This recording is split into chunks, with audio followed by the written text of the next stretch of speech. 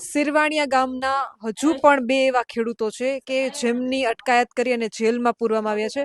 એ બેન બાજુમાં મારી બાજુમાં બેઠા છે, જેમના પતિને જેલમાં પૂરવામાં આવ્યા છે અને એટલું રુદન કરી રહ્યા છે કે એમની સાથે તો વાત થઈ શકે એમ જ નથી. પરંતુ એમના ઘરના અન્ય સભ્યોને હું ખાસ પૂછવા માંગુ છું, જે રીતે દીકરીઓ રોઈ રહી છે એ સ્થિતિ ખૂબ દયનીય છે. અને એ ખેડૂતો નિર્દોષ હતા, માત્ર ને માત્ર પોતાનો અવાજ ઉઠાવવા માટે ગયા હતા.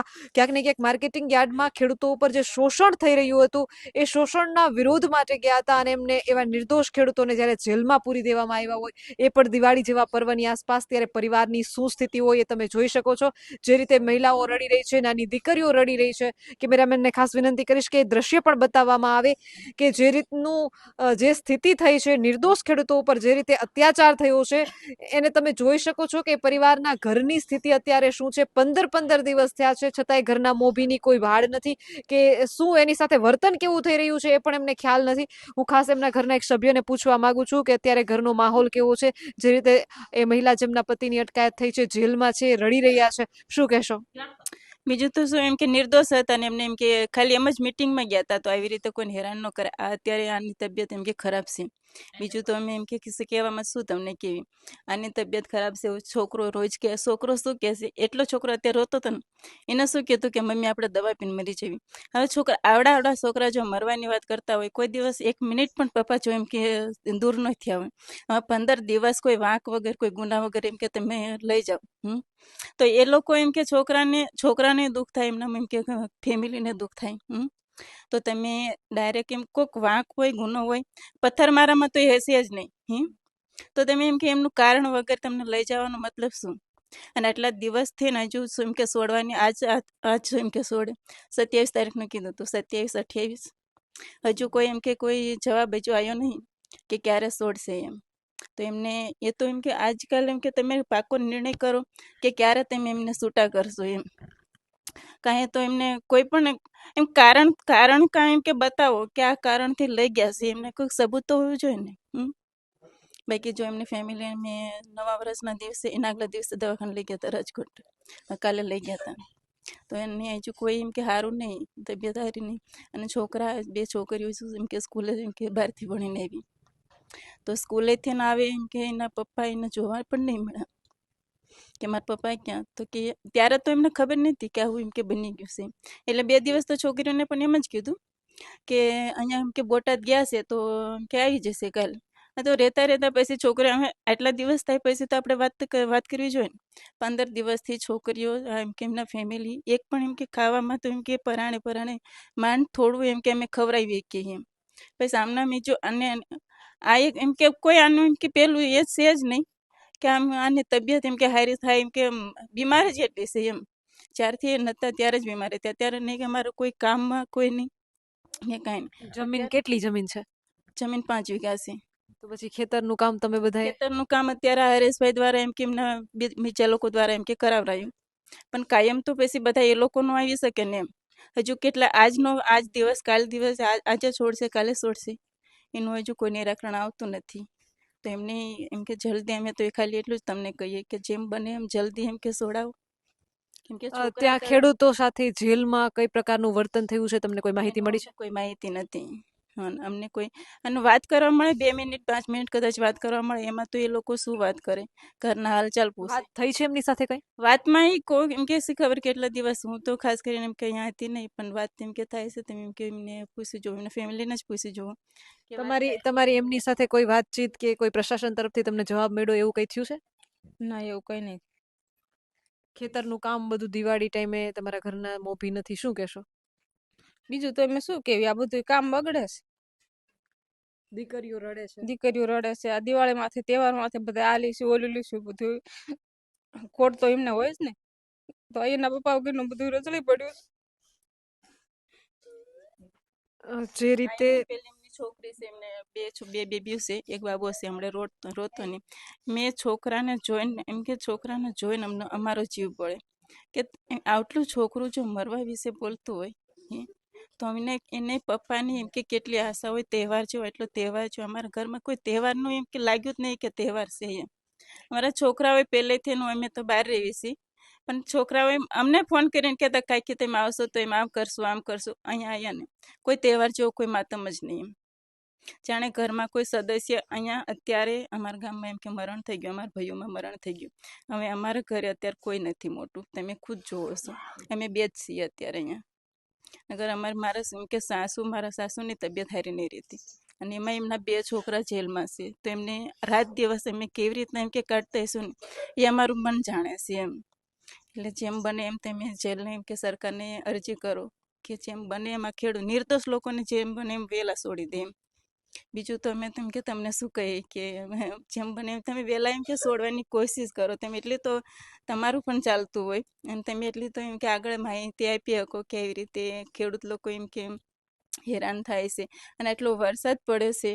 આ બધું ખેતી અત્યારે કપાસ ને બધું એટલું એમ કે કરાઈ ગયા, તેમ છતાં કપાસ પેલી મગફળી ને બધું અમારે એટલું તો બગાડ થઈ ગયો વરસાદના લીધેથી. હમણાં જેમ આ લોકો એમ કે ઘરે હોત ને તો અમારે બધું થઈ જતું. અમારે અત્યારે ખાસ કરીને 8 વર્ષનો દીકરો જો એમ કહેતો હોય કે મમ્મી આપણે દવા પી લઈએ, તો તમે વિચાર કરો એને આ તંત્ર ઉપર ક્યાંય ને ક્યાંય વિશ્વાસ નથી રહ્યો અને આવનારી યુવા પેઢીને ક્યાંક ને ક્યાંક તંત્ર ઉપરથી વિશ્વાસ ઉઠતો જઈ રહ્યો છે.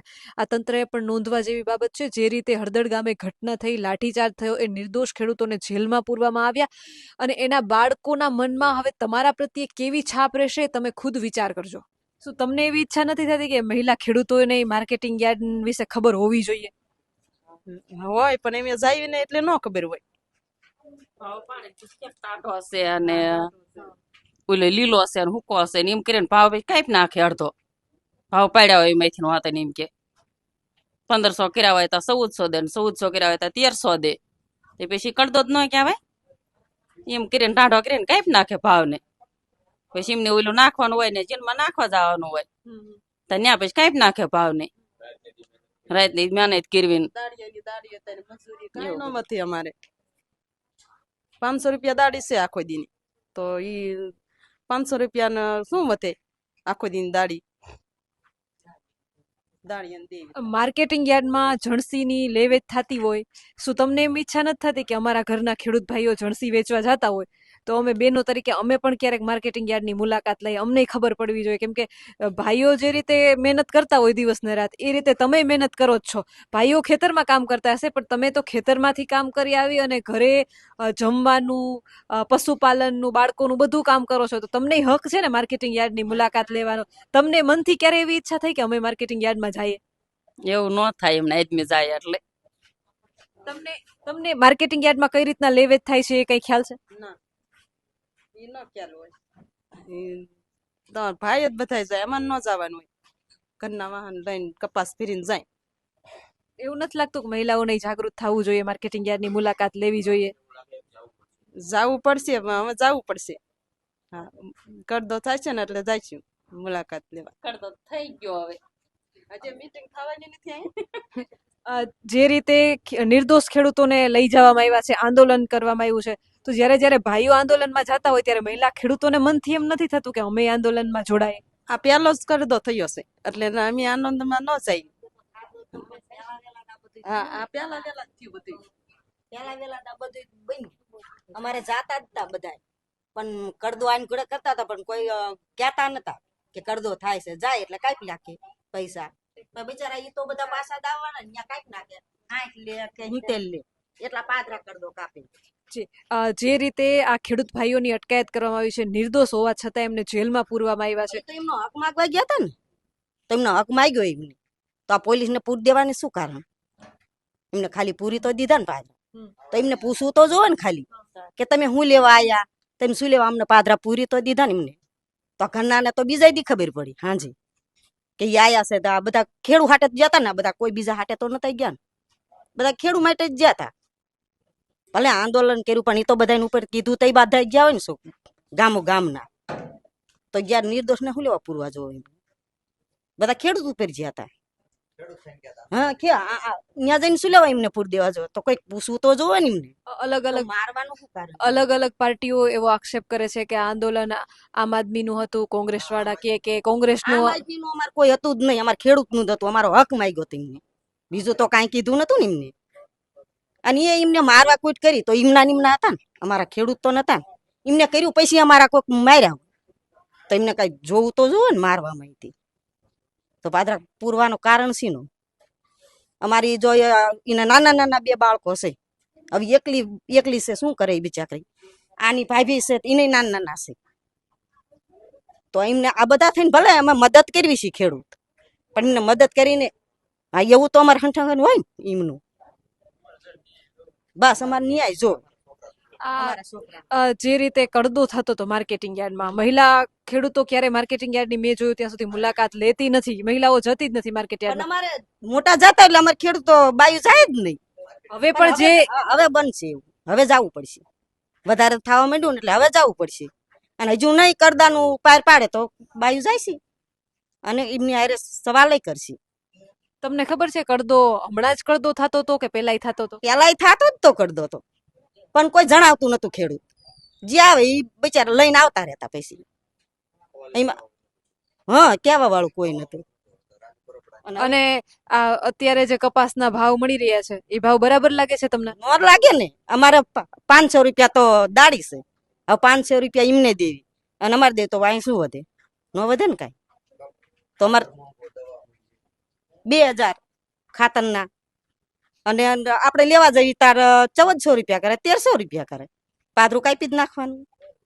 કેટલો ભાવ હોવો જોઈએ કપાસ મગફળીનો? 2000 જોવા, 2000 ઉપર હોવો જોવે. અને મગફળીનો તો 1500 તો સવા હોવો જ જોવે. હું લઈ લેવા અત્યારે તમે જોવો છો ને વિડીયોમાં 700 માં 600 માં નથી આપણે લઈ લેતા, 600 માં હોત બતાવે છે. એમને કેવું તો જોવે ને. તો એનું કારણ શું હતું? આ અમે ખાલી એમને માઇક કરી એટલા માટે થઈને અમારા ખેડૂત ઉપર આ બધો કર્યું. ખેડૂતોને જે રીતે મારવામાં આવ્યા છે, શું કહેશો? ઘણા ખેડૂતો એવા હતા કે ખોટી રીતે એમને લાઠીચાર્જ કરવામાં આવ્યો છે, એના વિશે શું કહેશો? ખોટું જ કર્યું છે ને એમને, ખેડૂત ઉપર ખોટું જ કર્યું છે. અમે તો ખાલી એમનો હક માગવા જ ગયા હતા, એમને બીજું તો કાંઈ કોઈ કાંઈ કીધું નતું ને. તો ખોટા ખોટા એમને પૂરીને મારવાય શું લેવા જોવે ખેડૂતને? અમારા તો અમારા આપણા 100 છોકરા છે ને 5, આ તો એ ખાલી અહીંથી જ્યાં હતા બધાને કીધું એટલે બધા બિચારા એમ કે આપણે હક આપણો માગવાનો છે ને, આપણે કે બીજું અહીંયા કઈ બાજવા તો ગયા નતા. તો એમને પાદરા પૂરી શું લેવા દેવા જોઈએ એમને? હજુ પણ આજે હળદરની આસપાસ કોંગ્રેસ દ્વારા ખેડૂતોની એક સભા થઈ રહી છે અને ખેડૂત જાગૃત થઈ રહ્યા છે ગામડે ગામડેથી. અને બહેનોને હવે જાગૃત થવાની જરૂર છે મને એવું લાગે છે. તો બહેનોને જાગૃત થવા માટે શું કહેશો તમે? બેનું ને તો બધાને એક હારે સંકટ કરે તો બધી બેનું તૈયાર તો હોય જ ને.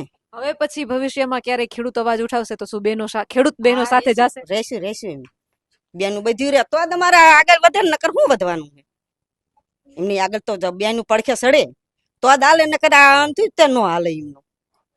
અમે એક માર્કેટિંગ યાર્ડના ચેરમેન સાથે મેં વાત કરી હતી. મેં એમને પૂછ્યું કે માર્કેટિંગ યાર્ડમાં જે અલગ અલગ નોકરીઓ આપવામાં આવતી હોય તો એમાં ભાઈઓ જ નોકરીઓ પર છે, તો દીકરીઓ કેમ ખેડૂતની દીકરીને નોકરી મળવી જોઈએ? એવી જોવે ને, દીકરીઓ અમારે બધી ભણેલી જ છે તો દીકરીઓને અમારા પાસે એટલા બધા રૂપિયા હોય નહીં, અમે એમને ભરી એકવી નહીં. અને રૂપિયા ભરીને નોકરી મળે છે ક્યાંક? હા, રૂપિયા ભરીને જ નોકરી મળે. તો એના હાટે તમે ખેતી કરતા તો દીકરીઓને જેટલી ગમે એટલું ભણાવી તો મળે ને, દીકરાને ભણાવી તો પૈસા આપો તો નોકરી મળે ને ના મળે. પૈસા તો કાઢવા જોવે. તો આવું કરીને આંદોલન કરીને ઉભા રહે તો અમારે પૈસા જ કાઢવા.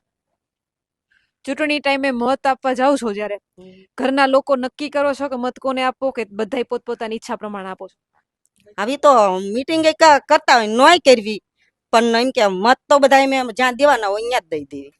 આપણને ખબર હોય કે આપણું માણસ છે, એવું તો થોડોક તો ફરક પડવો જોઈએ ને અમારે. મત દેવા જાવ ત્યારે શું જોવું કે જે રાજનેતા ઉભા હોય છે ચૂંટણીમાં એના કામ જોઈને મત દો કે જાતિ ધર્મ? કરવાનું હોય ને તો અમારે તો કામ જ જોઈને કરવાનું હોય ને. અમારે જરીક ખેડૂત સમાજ છે કે એવી રીતે જોઈને મત દો? સમાજ જોઈને અમારે ખેડૂતનું સમાજનું બધું વિચારવું જોઈએ, પણ અમારે જ્યાં ખેડૂતનો વધારે વિચાર હોય અહીંયા અમે વધારે આવીએ. તમારા ગામની નજીક તમારું ગામ છે, એની નજીક જ સુદામણા ગામમાં પાછી 31 તારીખે મોટી સંખ્યામાં ખેડૂતો એકઠા થઈ રહ્યા છે, ખેડૂતોની સભા થઈ રહી છે, તો ત્યારે શું બહેનો જશે? જાય જ તે ને. હા, બેનો બધી જાય છે, મીટિંગમાં જવાનું જ હોય ને. અને આજે જે કોંગ્રેસ દ્વારા હળદરની નજીક સભા થઈ રહી છે, ખેડૂત સભા, એમાં પણ ક્યાંક ને ક્યાંક ખેડૂતો ભાવને લઈને અવાજ ઉઠાવી રહ્યા છે. ખેડૂતોનો મૂળ પ્રશ્ન શું છે? ખેડૂતો સાથે સૌથી વધુ શોષણ થતું હોય એવો મુદ્દો? એ ખેડૂતના જે વિકાસ કરે એનો. અને અમારે કે ખેડૂતને બધો કપાસનો જે કાપી નાખી વધારે તો ઈ દમારતા હોય ને ખેડૂતને તો ભાવનો પ્રશ્ન છે મોટો. બરાબર. એક તેલના એક મગફળીના તેલના ડબ્બાનો ભાવ અને મગફળીના મણનો ભાવ તમને શું લાગે? 3200 2100 અને ઓલીનો 3500. પછી ઓલા શહેરમાં જે બેનો શાકભાજી ખરીદતી હોય અને શાકભાજીનો ભાવ મોંઘો લાગતો હોય તો તમે જ્યારે એ શાકભાજીને પકવો છો તો એ કેટલી મહેનત પડે? હા એમને 50 નું હોય ને અમારે 10 હોય. અમે અહીંથી મોકલાવી તો અમારે 10 કિલો જાય, એમને 50 કિલો આવે. તો વચમાં 40 રૂપિયા વધી ક્યાં જાય તમને શું લાગે? હવે એ તો અમને નો ખબર હોય ને અહીંયાથી લઈ લેતા ક્યાં રીતે અહીંયા વેચતા હોય એ તો અમને નો ખબર હોય ને. તમારા ગામમાં પાણીની કેવી વ્યવસ્થા છે? પાણીની જ નથી, પાણીની અમારે નથી. 12 મહિને આવ્યું પછી પાણી તેદું નથી આવતું ચહીથી. પછી શિયાળુ પીત થાય એટલું પાણી છે ખેતરોમાં કુવાઓમાં? ના નથી એટલું.